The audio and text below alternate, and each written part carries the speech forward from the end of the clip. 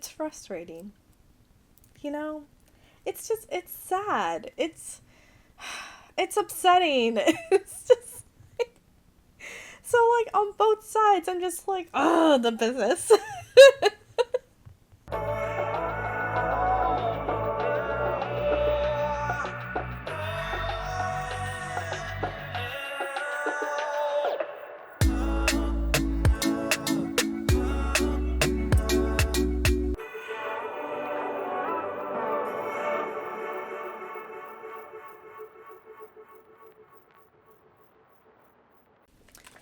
It has been a long time since I have just sat and chat. Um, so bear with me as I find my footing.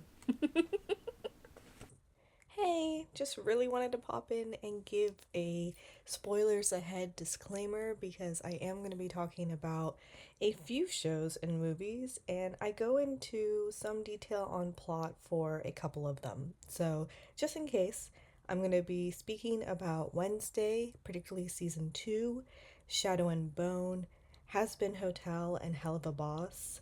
Squid Game, and that's the one that I kind of go into the plot because I go in a bit of a rant. Supernatural, The Good Place, Narnia, and Twilight-ish. So, yep, now you know I'm going to be speaking about these shows and a few others, but those I kind of maybe go in a little bit about the plot. So, yeah, carry on. Hi, YouTube friends. It's Trish here, and welcome to my little corner of the internet. It's been quite some time, as I mentioned before, that I've just sat and chatted, and honestly, I've been trying to find my footing ever since Durga Puja week because I got behind on my video upload that week, and I just feel like I've been playing catch up since. So I figured I need a little bit of a breather just to chill and chat. And it may turn into a ramble, but that's why I have a YouTube channel. Okay, as I was saying, I feel like this thought has been on my mind for the past several years, really, and upon finishing Wednesday, it reignited this thought process of I feel like we're denied good art far too often, and I hate it. And I know that it comes down to the bottom dollar and the higher ups who are funding these, entertainment stuff. I get it. I hate it. So I'm going to sit and ramble about that just for a little bit, and I hope you'll enjoy. I don't know.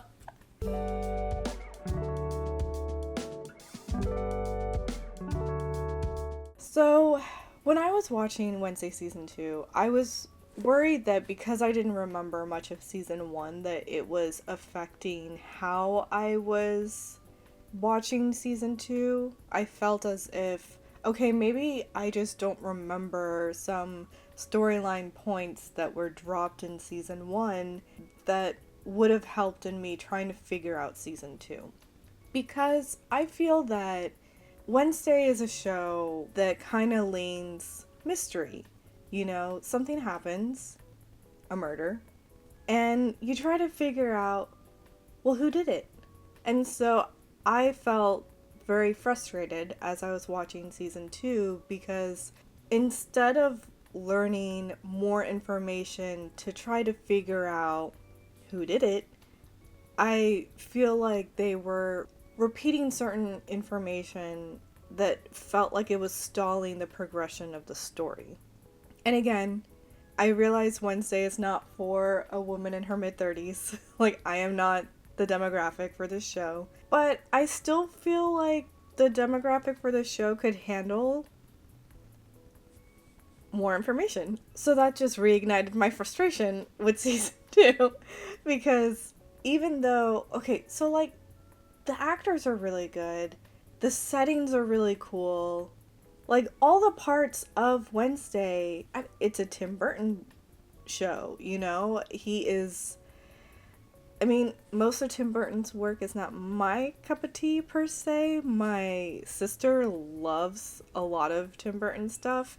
It leans a little too creepy usually for me. But that aside, I can recognize that he is, you know, an artist. He's brilliant. He has great storytelling and like all of these sorts of things. So I'm just sort of like, why was this a show that was put in a format where you're kind of watching as it goes and information is just sort of falling and you're learning as the plot goes, which is, I suppose, similar to um, Alice in Borderland. Sorry, I recently was watching Real Rejects react to Alice in Borderland, and this was a commentary they made over there based off of one of their Patreon questions. So it tied in with me thinking about this Wednesday stuff as well, where, wait, was it for Alice in Borderland? No, I think it was for something else.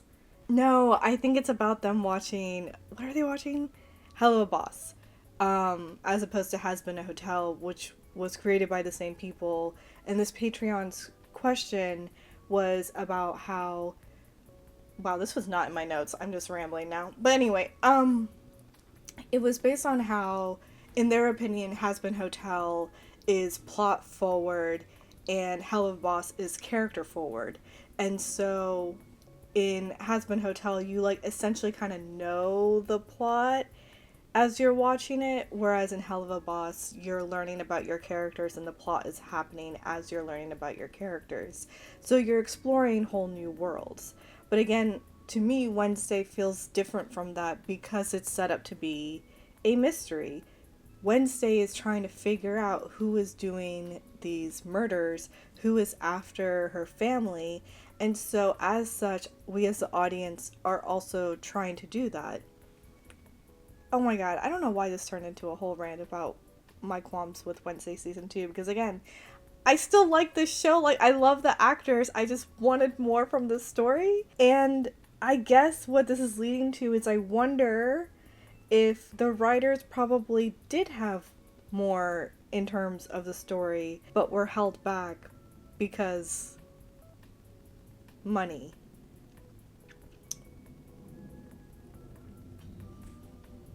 There's a flight.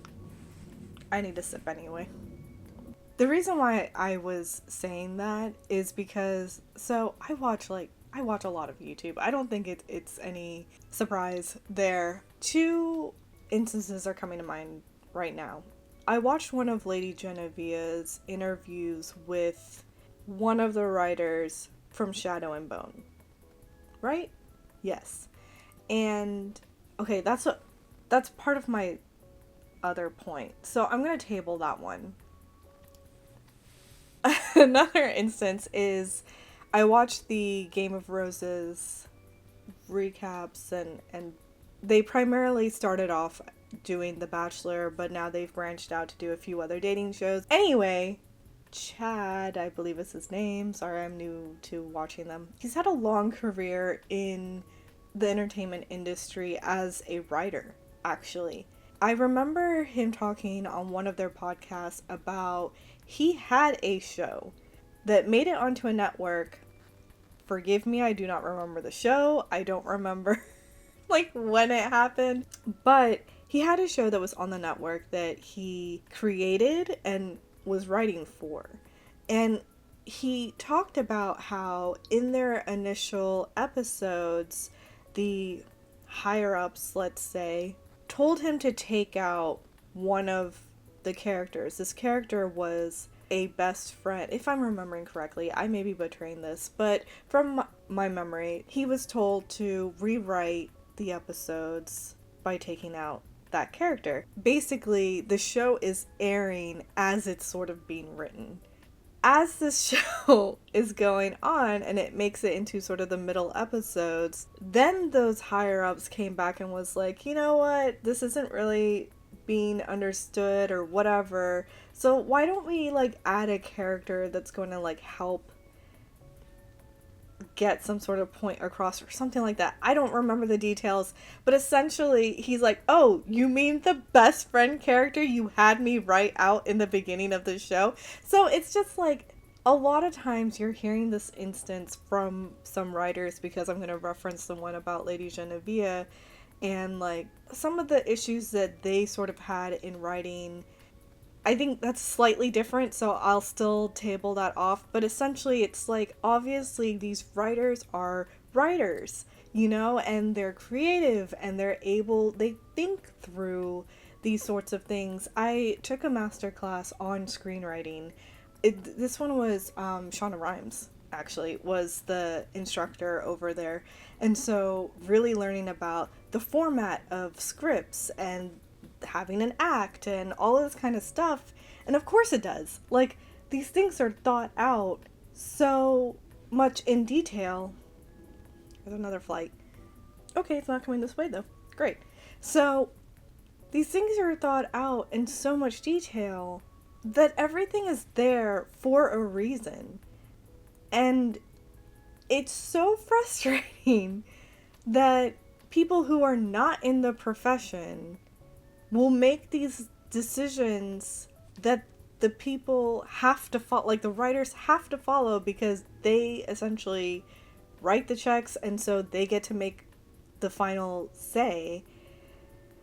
And in a result, we get subpar like content, and it's so frustrating. I feel like we are denied such like great work because of the bottom dollar. And I find that so unfair.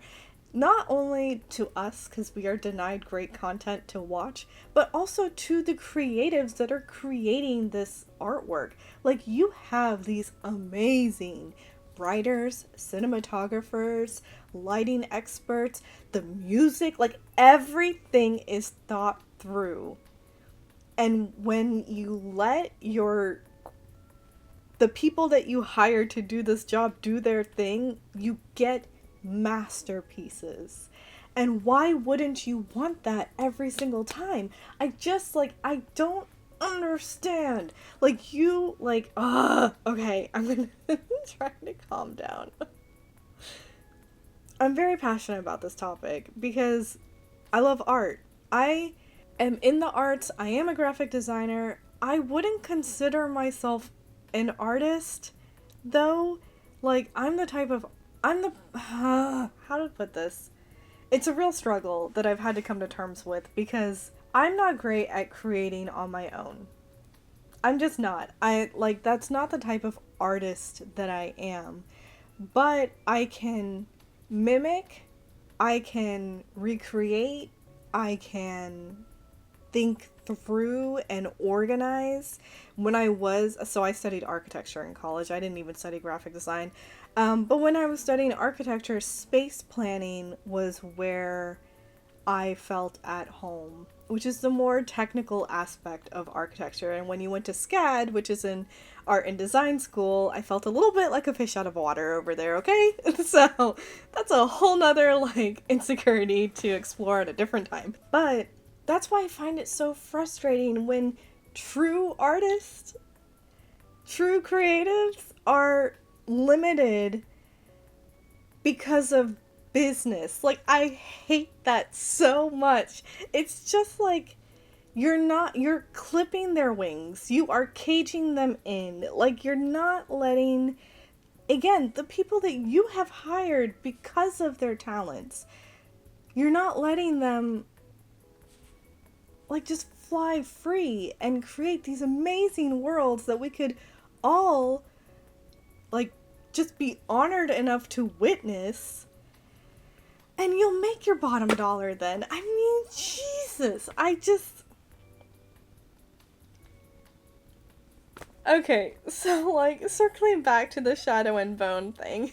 So I love TV and film. I don't think that that's any surprise. What really got me into it was, as a child, I was an avid reader, and I loved fantasy fiction. It was my escape. I do not have a great childhood background, family-wise, and so, The Lion, the Witch, and the Wardrobe, The Chronicles of Narnia in general, Harry Potter, of course, or other stuff that I was reading. Like Aragon, when that came out, whoa, oh my god, monster of a book. Incredible story, so many details. What got me into TV and film was while I was in middle school, the movies were coming out of these books that I grew up devouring over and over again. When those movies started coming out while I was in middle school, I was just blown away. And I was scared at first because the first initial movies of the Harry Potter books, obviously they can't fit everything from the books into the movies.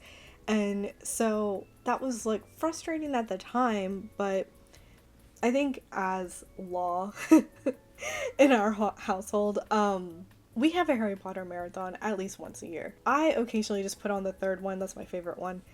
Book and movie, by the way. I just put on the third one randomly as I cook sometimes. And so now, after going through art school and all this kind of stuff, I can look at it and really appreciate that, you know what? Sure, these weren't scene to scene to the books. Of course, it's not going to be. It's a movie as opposed to a tomb of a book. And so they did take out a lot of things. They rearranged some things or like substituted maybe a different type of scene in some places. But you know what? They got the main story across. That series was a work of love. You know, I think all the directors really went in, all the people that worked on those films, like lighting, cinematography, costuming, set design, all of it. They went into it realizing, or maybe not realizing, but like really putting in beautiful effort to like create something that was pure magic. And so when you see something like that done, you're just like, why can't everything be approached in this way? Because clearly these creatives exist. And the sad part is it could if people in business did not get in their way. And so, like, Shadow and Bone, I didn't read the series, so, like, maybe I should not be ranting about it as much as I am, but I was intrigued because I had watched some, like, booktubers talk about the series after I watched the first season, because I was curious as to how they felt from book to TV show, how that adaptation came out. And I think for the most part, people were pretty intrigued because I would come to learn that in season one, not only were following main characters of the Shadow and Bone book series, which is sort of the main plot of the story, but you also have characters from a second series in the same world at a later time from the events of Shadow and Bone. And so those characters being the Six of Crow characters. So it's like, why am I blanking on the main guy's name? Inej and Kaz. Jesus. Anyway, so it's like following that crew. So it's really interesting that they brought those characters, again, from a later time, into season one to run storylines simultaneously. And I can't imagine being a lover of the series, like the books, and then coming into season one of the show and being like, oh, okay, you know? So that was an intriguing, creative decision that they made. And I understand why they did. They kind of went into Shadow and Bone knowing that they were going to do a spin-off series with the Six of Crows storyline. I did read that duology. That was a great story. So anyway, they want you familiar with these characters, which they're going to do a spin-off show, hoping for more hype to be around that. And I don't think that that was a bad decision. I actually think they did it fairly well, considering that these characters in technicality don't come up until after the timeline of events from the Shadow and Bone series. So it's like interesting, you know? Where I feel that. Why is there another flight? Can I talk over this? No, I can't. Unfortunately, these adaptations are limited to 8 episodes. And that's just not enough time. So I get it. These fantasy fiction novels rely a lot on CGI in order to get the visuals of these fantastical things across. And I get that it's expensive. So why are there so many flights back to back? Like coming into land. This is the 4th one in like 5 minutes. Not even. Actually, some of them might be taking off. They're not all landing, I'm sure, but still. Okay, yeah. I get that this kind of stuff takes a lot of money to create and make. And so that's why they're trying to limit it to 8 episodes. But in the result of doing that, you're not giving enough breathing room for this. Is this the 6th one? But it's 11:33.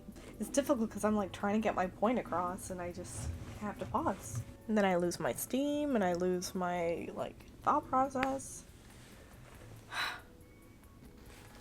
If you don't give adequate amount of time to really follow the storyline, and especially in something like that first season of Shadow and Bone where they're also bringing characters from a different series and a different timeline in and having to create a whole storyline for them to make sense for them being there. Like, so you're not only doing the storyline of the first book or maybe 2 of Shadow and Bone for the season, you're also creating a storyline for these other characters. And frankly, 2 different storylines because you have like Kaz, Inej, and why am I forgetting these character names? Man, I really liked him too, the shooter guy.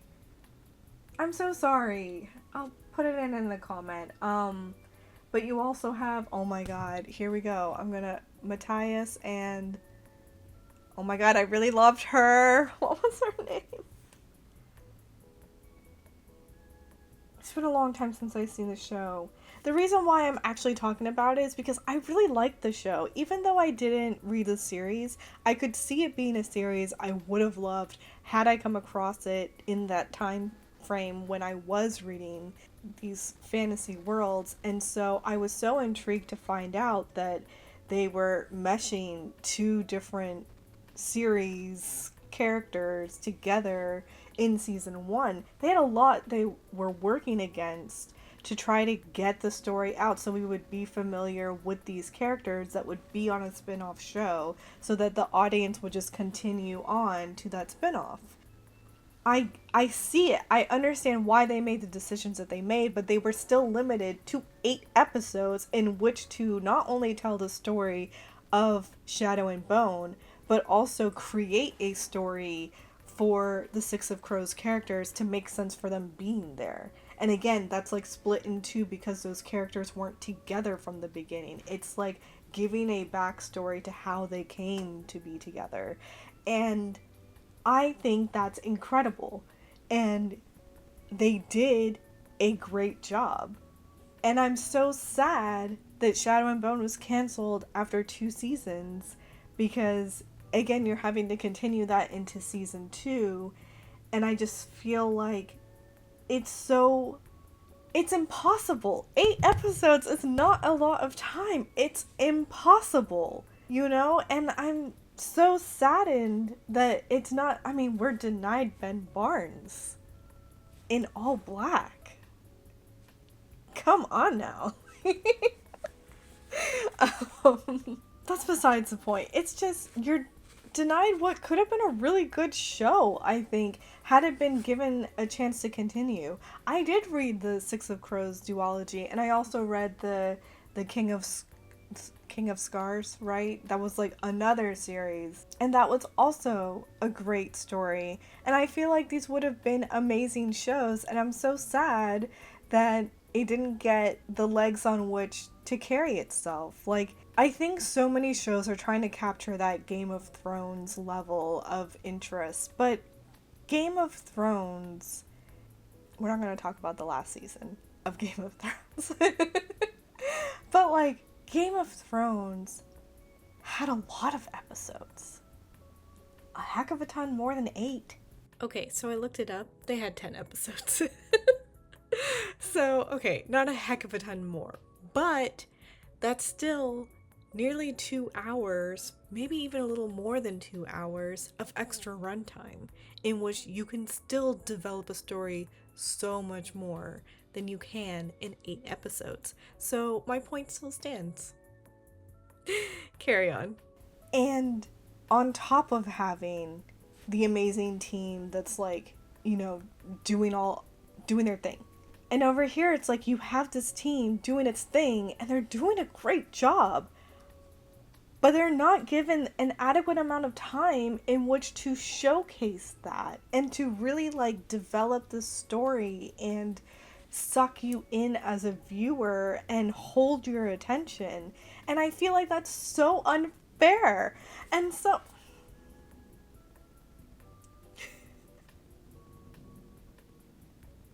I feel like I have to grab myself to hold myself back and be like, calm down. There's another flight. All those flights seriously had me losing my train of thought. Because you know what I forgot to mention? The thing that I'm kind of annoyed about that I learned from Lady Genevieve's video where she interviewed the writer from Shadow and Bone. They had season 1 of Six of Crows written. Yeah, they went on, wrote the entire season, and then Shadow and Bone was canceled. Which obviously means the consecutive like shows, spin-offs, whatever, probably scrapped. I don't know for sure, I didn't look into it, but I feel like that's the case. And that's super duper duper upsetting. Carry on.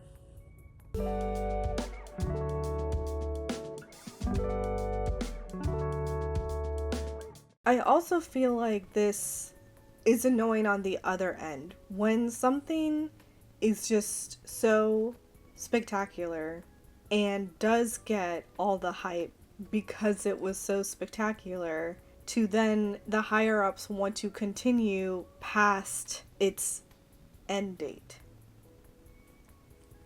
So a few things to sort of put that as an example. Squid Game. Season 1 blew everyone's socks off, right? It was so... I wouldn't say like the concept was new, but I think for when it was coming out, with most of the content coming out around that time and in like the years leading up, this was fresh. It was insane. It was mind-boggling. It was just disturbing, but like cool. Just right? We all know. Season 1, Squid Game, amazing. Season 2, Squid Game, okay. Season 3, Squid Game, what happened? Like, I understand that Season 1 of Squid Game did so amazingly well that you would, as someone who is dealing with the business side of things, want to continue that. I get it. But if the content doesn't follow that, you're going to be hard-pressed to actually make something good. And the fear is you don't want to ruin what was amazing in itself. Like, season 1, from start to finish, was good. Now I wonder... I don't know the specifics over here, right? I haven't done the research into it. But the creator of Squid Games had this in his bag for 9 years, I think. And so that is a lot of time in which he can edit and refine and perfect and just like make sure everything goes wonderfully. Now, did he actually have that ending in plan already when he went to Netflix? Or did Netflix say, listen, this is going to have to continue on for a few seasons, so rewrite your ending? You know, and regardless of the answer, I still feel like season one could have ended where it ended and it be great. Because I remember watching that last episode, and when he doesn't get on the flight, being like, my first words out of my mouth were, what the fuck are you gonna do? Like, he's turning around, intending to go back into the games, and frankly, the main character isn't that amazing at the games, let alone of the type to start a revolution sort of thing. Like, he already was someone that you don't really believe in. You're rooting for. He's your protagonist. Like, I get that. But he is a gambler who isn't a great father to his daughter, even though he loves her and, like, he tries, but he's just not. He's not great. He makes it through the games kind of like stumbling and tripping. He essentially made through on luck. He's going to be a good dad. He's going to America to see his daughter, but then sees the recruitment of more players, and all of a sudden he's like, and you're just like, what are you gonna do? What are you gonna do? So anyway, but it was still sort of like, fine, leave that season as it was, and it was great. To continue it and have to push it out so quickly, because obviously the higher ups don't want to lose on the momentum of the fans that were so crazy about season one. You're now pushing it. Like, you are forcing someone to push out something that is going to be on par with season one, that was crafted for 9 years. And maybe not for the full 9 years. I'm sure for some of those years he was just trying to get someone to pick it up. But it's still, he spent time doing season one to make it as amazing as it was. So when you go into season two, I was just like, okay, let's see, how could they do this? You know what? It'd be interesting to see the other end.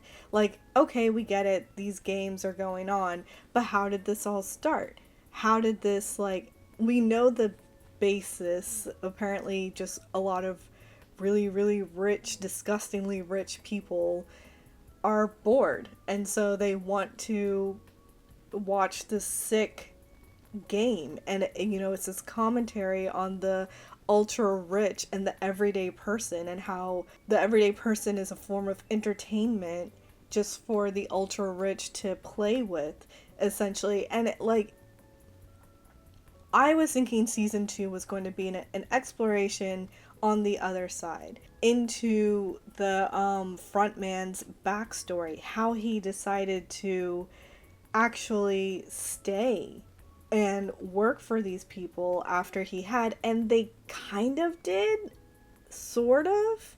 Not in the way I guess I was expecting it to happen. I don't know, it was so annoying. Cutie detective, I mean, poor guy, for 2 seasons, it's just like out on a boat trying to find this island, and nothing. Like, he then finally comes at the end to the front man, and all he shouts is why, and you're just like, season one was so incredible, and I wish it stopped there, because in continuing, it digressed, and I don't find fault in the creators for that happening. I find fault in the business for, like, urging them forward and pushing them forward past their expiration date, so to say. Like, it's just,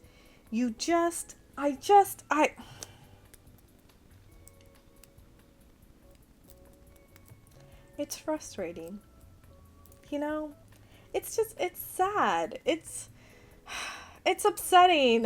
It's just like, so, like, on both sides, I'm just like, oh, the business. The Good Place. I could go on about The Good Place. It is a perfect show from start to end. thought so wonderfully through and did not pass its expiration date and was perfect. The Good Place. On Netflix, I'm pretty sure. If not on Hulu, one of those.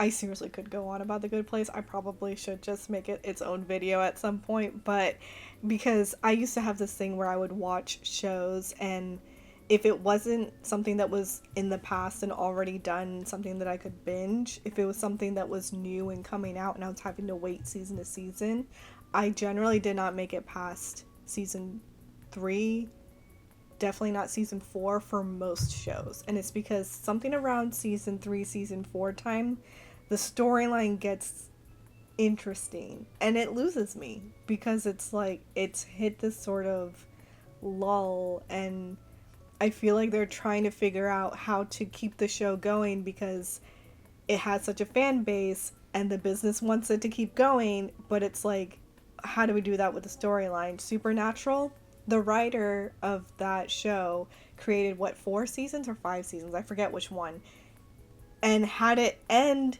at a certain point. But it was a popular show, and the network wanted to continue the show, and now it's on to whatever number season, and I stand by it should have ended where that original writer wanted it to end. I mean, granted, I watched on for I think 1 or 2 more seasons past that to see what they would do, and I liked some of the new characters. I did not care for the storyline. I don't remember the specifics right now of why not, but I remember just being like, damn, like, from the original writer, it had such a great ending, and I feel like should have ended there.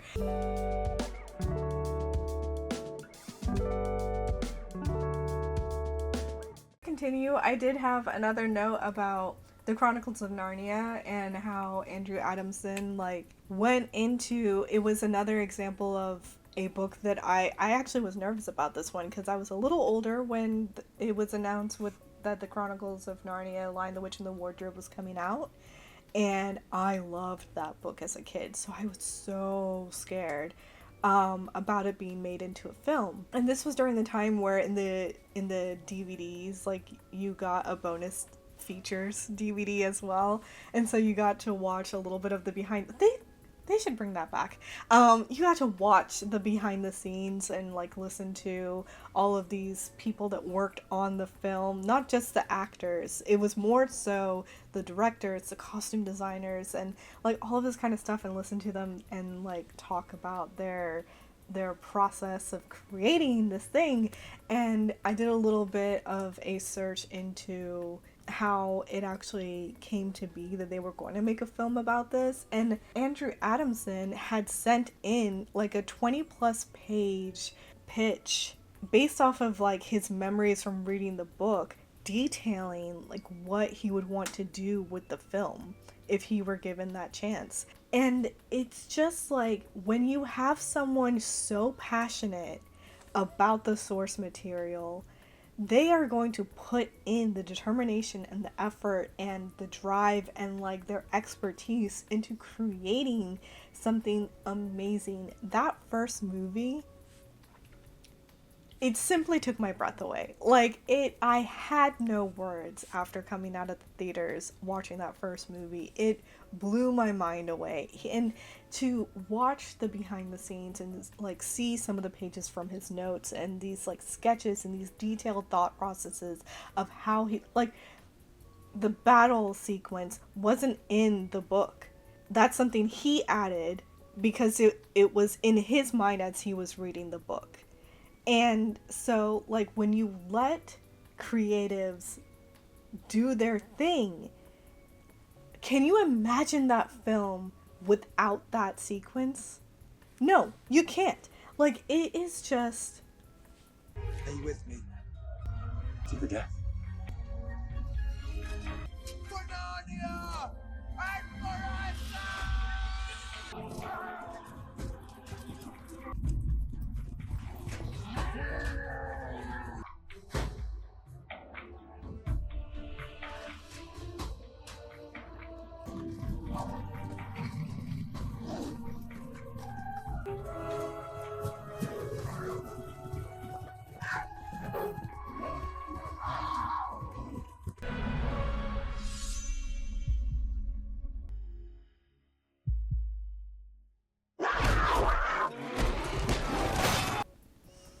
is incredible.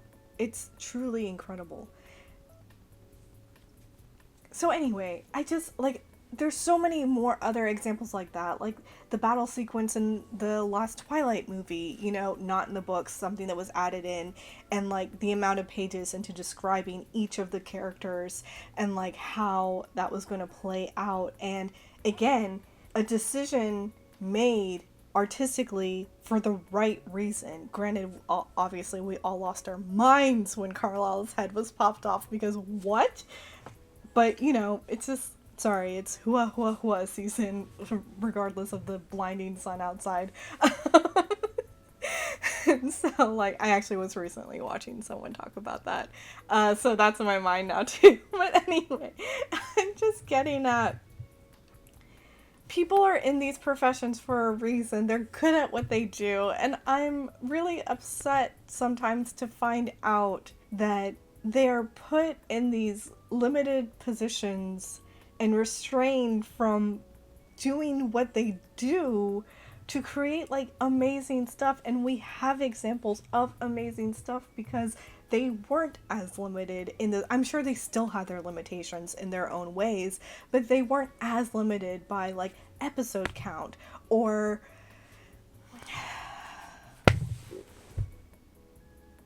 and it's frustrating. It's really frustrating. I hate the thought of a creative being limited.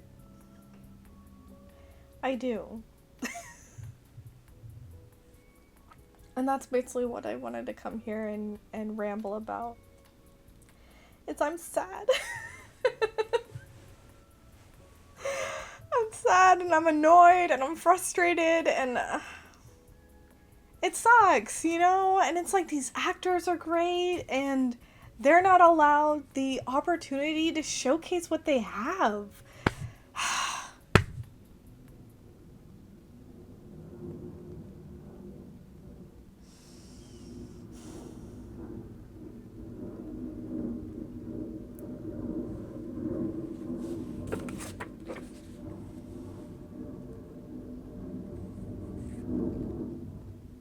So anyway, it's just lately really I've just been frustrated and annoyed and I feel like we're denied really really really amazing content and I feel bad for the creatives that aren't given opportunities to showcase what they can do because they're limited by the bottom dollar and that just pisses me off from an industry that has millions, you know, and it's just it's upsetting. It's frustrating. And I hate it. Yeah. I can't be the only one, right? Let me know down below. I can't be the only one. Okay. That's about it. Yeah.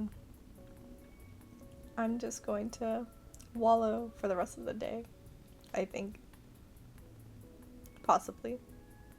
Although I am showing my sister the Apothecary Diaries. So that's been kind of fun. So we're probably going to go back to that. But thank you so much for listening to me ramble on about this. I feel as if I just needed to get it out. I also really needed a breather in terms of editing. Yeah, editing a film is a monster, and I just balancing with all the other responsibilities that I have in my life, I am going to have to rethink the structure of my Kisses Through My Ages series. But I have also been contemplating the show Nobody Wants This. I know the second season comes... Oh, today I think. Today's Thursday, right? I think the second season comes out today. And it's a show that I had been considering watching because I heard great things about it. I love Kristen Bell. So anyway, I'm sorry. I really was ending now. So thank you for watching. And I'll see you in the next one, whatever that video may be. At this point, you know what? It's luck of the draw from the hat for anyone who actually does come back and watch my videos, which if you do, thank you so much. I really, really, really appreciate you. Okay. Yeah. Toodles.